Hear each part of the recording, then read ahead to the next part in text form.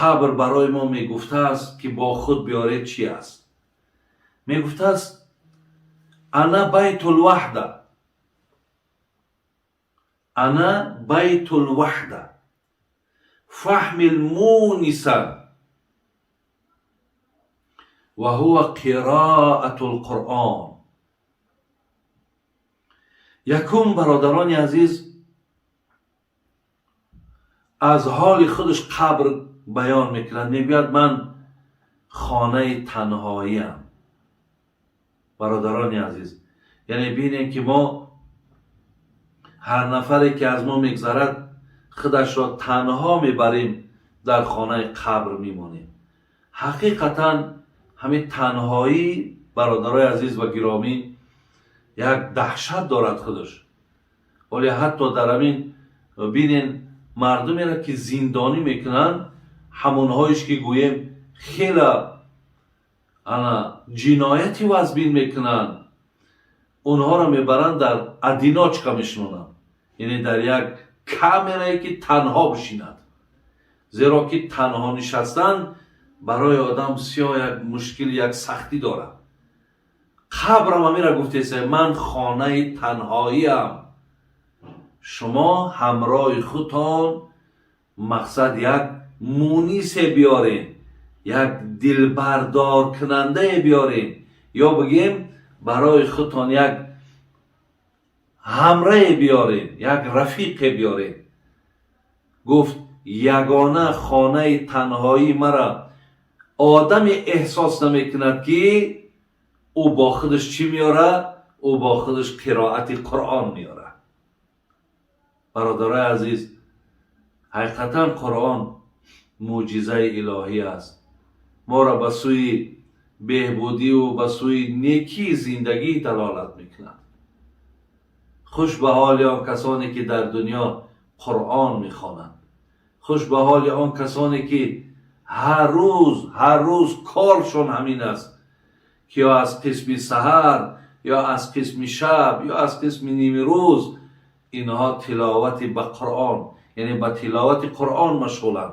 هرگاهی که شما در دنیا قرآن میخوانده این، خانه قبر میگه تو دیگر تنهایی را در داخل من احساس نمیکنی، زیرا در اونجا قرآن همراه تو هست.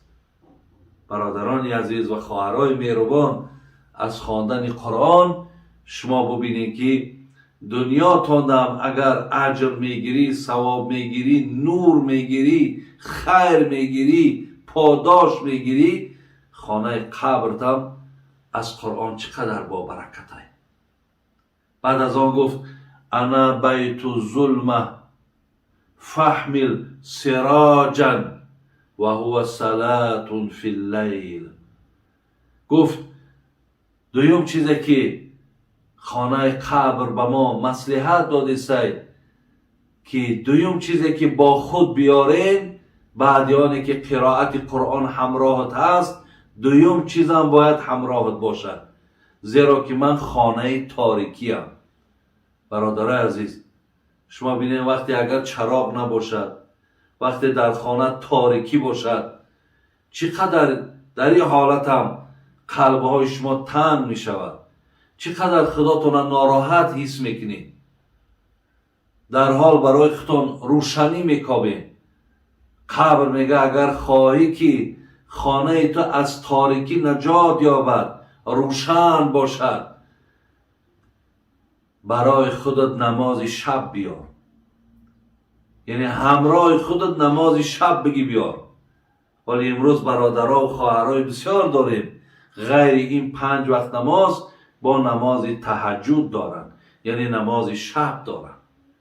امروز بسیاری از برادرها میبینی برای ما زنگ میزنن که از ساعت مثال من 2 میخیزم، از ساعت 3 میخیزم، خلاص جاگه که گرم شد ترک میکنه و برای خاطری که خانه قبرش مثل همی خانه واری روشن باشد میخیزد نماز تهجد میخواند، خواه 2 رکعت میخواند، خواه 4 رکعت میخواند. که ما درباره نمازهای تهجد هم در برنامه‌های پیشینمون معلومات داده بودیم. شما از اونجا هم میتونید درباره نماز تهجد معلومات ها را بگیرید. برای همین هر کسی که نماز شب دارد، بین اگر خانه تنهاییش با قرائت قرآن، اگر از تنهایی رها یابد، تاریکی خانه قبر تو به سبب نماز شب روشن می شود، زیبا می شود. ولی در یک حدیث خواندم، عبدالله ابن سلام حدیث روایت میکند، رسول اکرم صلی الله علیه و سلم یا ایها الناس افشوا السلام و اطعموا الطعام و صلوا و الناس نیام تدخلوا الجنه بسلام. ای مردم مسلمان، ای امتای خوب و نیک من، شما گفتن در بینتون هیچگاه سلام ترک نکنید. یعنی بر کسی میشناسی نمیشناسی السلام علیکم و رحمت الله و برکاته را ترک نکن. دوم، هرگاهی که اگر امکانیت و شرایط تان باشد خیر و احسان را ترک نکنید، صدقه کنید. سیوم، نماز شبها تان خوانید. حضرت بچی گفتن اگر این سه عمل در پایبند باشین تدخلوا الجنه بسلام، شما داخل شوید در جنت پرناز و نعمت الله مهربان. بعد از آن جناب ابن جوزی برای ما برادران عزیز فرمود که انا سیوم چیزی را که قبر میگم، میگوید که انا بیت تراب، انا بیت تراب فحمل الی فراشا و هو العمل الصالح. سیوم چیزی که خانه قبر ما را میگوید با خودتان بیارین، میگوید من خانه خاکم. یعنی خانه که مثلا در داخل من این رخت های ملایم، قالین های ملایم، کرپچه های ملایم، این دیوان های ملایم در داخل من نیست. اگر شما خواهید که خانه من با قالین ها و با دیوان ها و با کرپچه های مبدل، با کرپچه های ملایم مبدل شود، شما همراه خودتان عمل صالح بیارید. برادران عزیز، با خدای مهربان قسم، امروز وقت داریم، فرصت داریم، پایبند عمل صالح شویم. زیرا که ساعت می آید که وقتی که دیگر الله مهربان یا درد را در ما و شما میگذارد که با همون درد دنیا را پدرود میگیم، دیگر امکان عبادت و اطاعت و عمل صالح نمی شود. دیگر پشیمان میشیم، برای ما هیچ نفع و فایده ندارد. شما میدانید که وقتی انسان سوره مؤمنون بینین آیت 99 را، الله مهربان میگه وقتی که من انسان جانش میگیرم و او وقتی که میآید و میبیند که اینجا جای عمل صالح هست، اینجا با عمل صالح تو عزت میابی، قدر میابی. چطوری که حضرت عمر گفتن عز الدنیا بالمال و عز الاخره بصالح الاعمال. دنیا دا پولدار مردم 4 تنگه داری، عزت داری.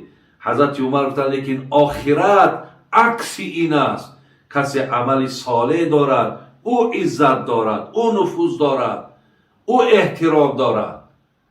برای همین الله مهربان میگه وقتی جان بنده را میگیرم در سوره مؤمنون، بعد میگه قال رب ارجعونی، بعد میگه الله مهربان یک بار دیگه همین جان ما با پس نمیگردانی و مرا بر دنیایی که زندگی میکردم به همون دنیا بفرستی. برادر عزیز، حالا اگر بینیم برای چی بنده ای آرزو را میکنه، برای چی بنده از الله خواهش میکنه که یک بارک مرا نمیگردانی دنیا برم، میگه اینجا مقصدش برای دیدار پدر و مادرش نیست، یا برای مالهای جمع کردش نیست، یا برای فرزنداش نیست. اینجا میگه آرزو و تمنیات این به خاطر چی است؟ دوام آیت گوش کنید. قال رب ارجعونی لعل اعمل صالحا فیما ترکتو. تا پروردگارا من وقتهای داشتم، امکانیت‌ها داشتم، لیکن بیهوده گذرانیدم، بی‌پروایی کردم، هیچ اهمیت ندادم. خدای مهربان پس میگردم و همون وقتهایی را که من بیهوده گذرانیدم، به اهمیتی کردم، همونها را جبران میکنم. یعنی میرم در هر لحظه یافتگیم پایبند عملی صالح میشم. لیکن الله مهربان چیش میگه؟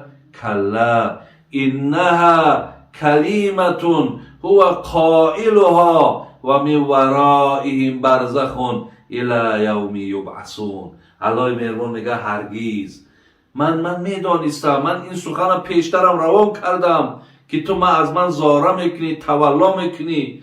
برای این طرح من گوشزد کردم که جان تا وقت میگیرم حرکت کن که این حسرت با خودت نیار.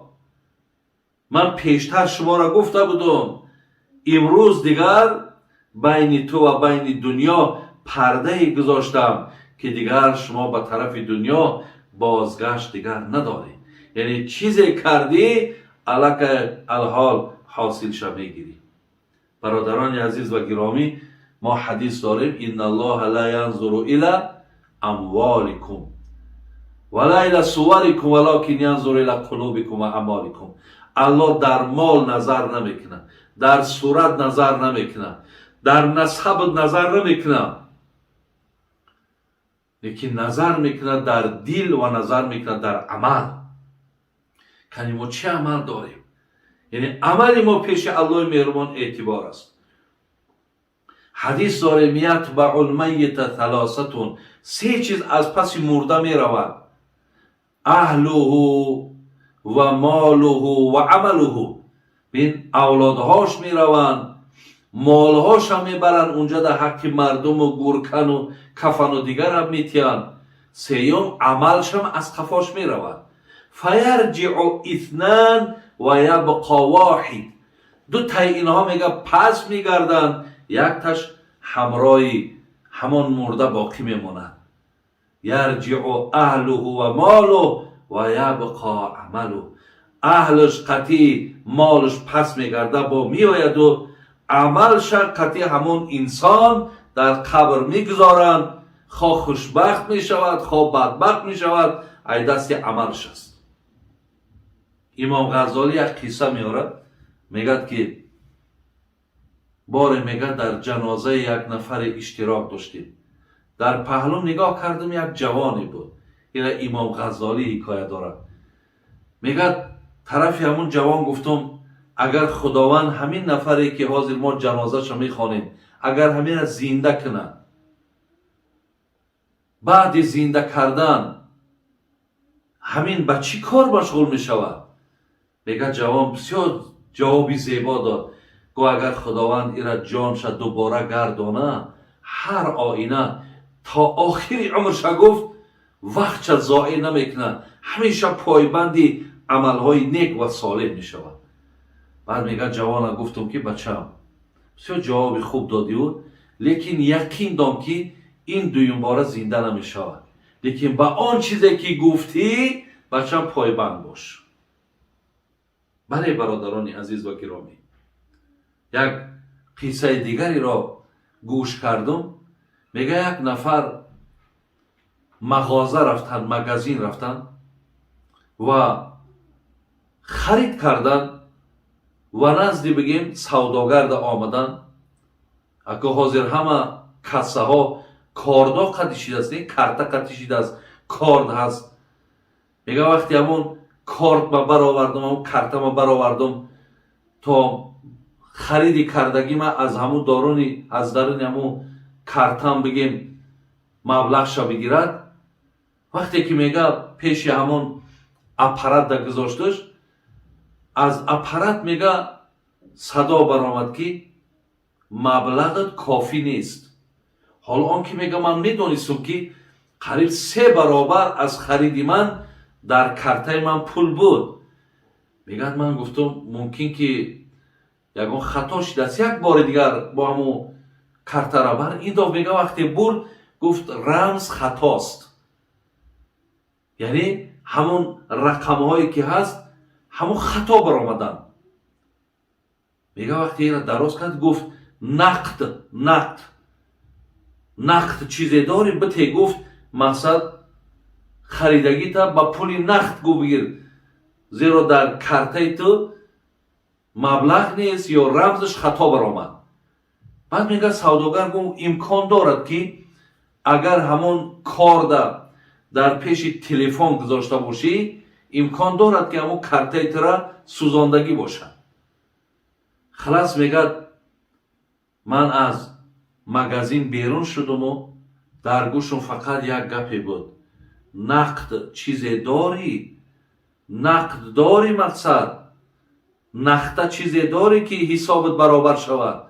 میگه در ذهن من، بندای خدا را بینید، در ذهن من میگه میدان قیامت آمد. من با امید پیش الله مهربان میگه که در حساب میگه استاده مو و امید بر همون نمازم دارم، روزم دارم، زکات دارم، حج دارم، بسیار چیزهای انجام دادم و با امید اونها ایستادگیم. و مبادا میگه یکی از الله مهربان